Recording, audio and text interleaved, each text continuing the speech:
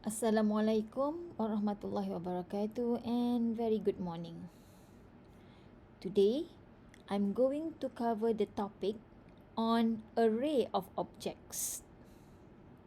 Students should be able to create an array of objects from the class and invoke methods using the array of objects upon completion of this lecture.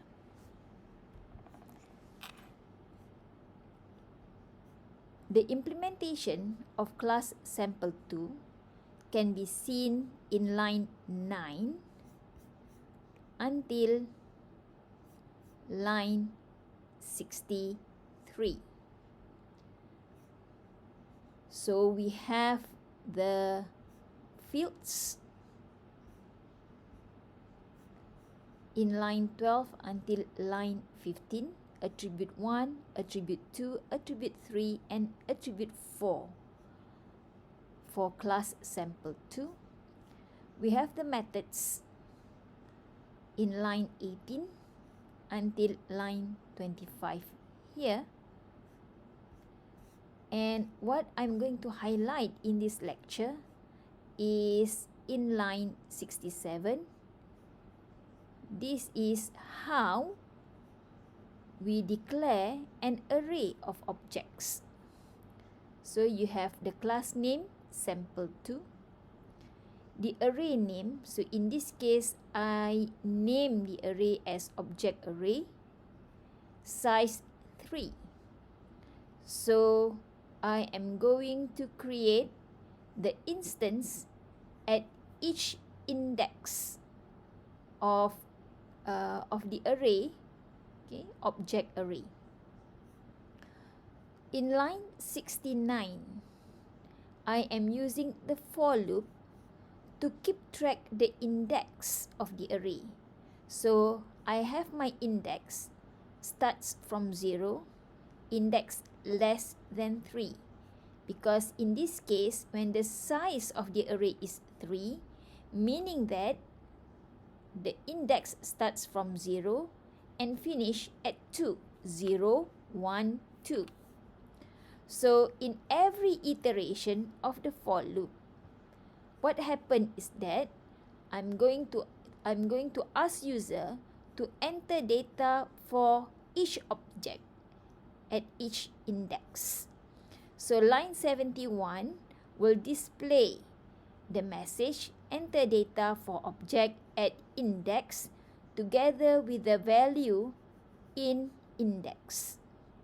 In other words, you will see the output as enter data for object at index 0, followed by enter data for object at index 1, followed by enter data for object at index 2.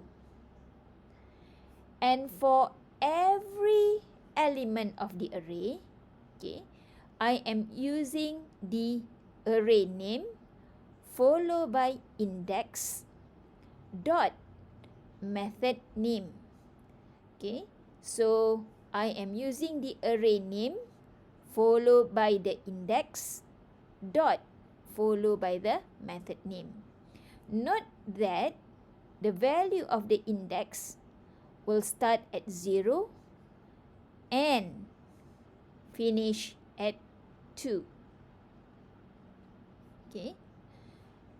Similar to line 78 until line 85, I am using the for loop again to keep track the index of the array.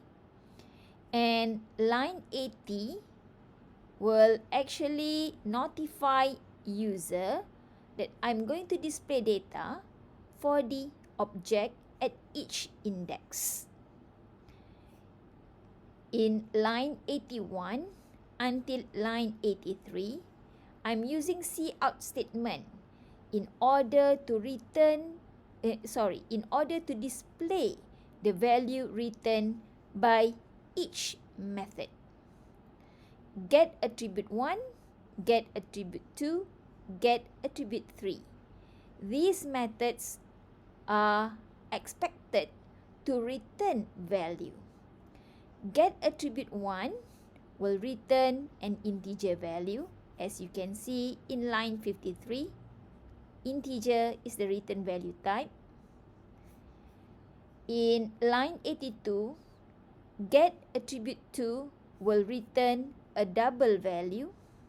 As you can see in line 56, get attribute 3, you will see a character value written by get attribute 3 method in line 59.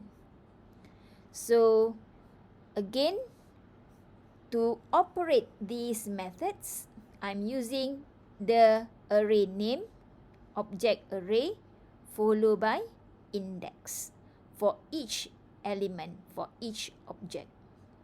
In line 84, the get attribute for method that is in line 62 is not going to return any value. It is a void method. It will display the content of attribute for as in line 63. So, in line 84, when I operate the get attribute for method, I am not using any out statement.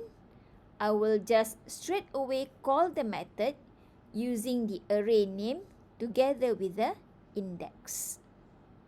So that is the end of this session. Thank you.